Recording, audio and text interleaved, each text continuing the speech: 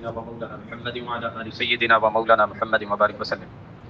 عن عمرو بن العاص رضي الله تعالى عنه أن النبي صلى الله عليه وسلم بعثوا على جيش ذات السلاسل قال فأتيته فقلت أي الناس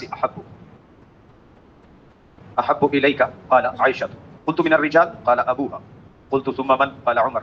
فعد رجالا فسكت مخافة أن يجعلني في آخرهم. متفق علیہ.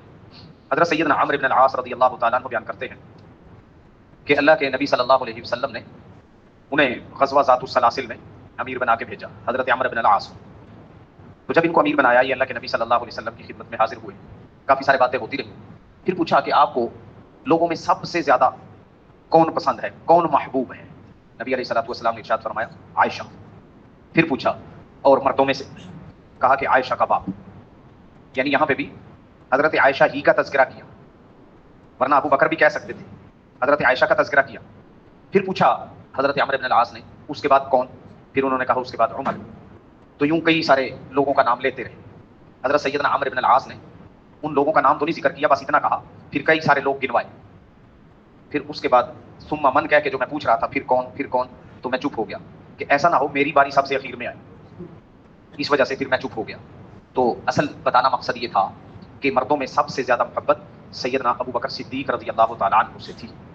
بلکہ رسول اللہ صلی اللہ علیہ وسلم نے جب آپ علیہ الصلوۃ والسلام کا مرض الوفات تھا، یعنی جس بیماری میں آپ دنیا سے پردہ فرما گئے تھے، اس میں آپ نے ارشاد فرمایا کہ مسجد میں جس کے بھی دروازے اور کھڑکیاں کھلی ہوئی ہیں وہ بند کر دی جائیں.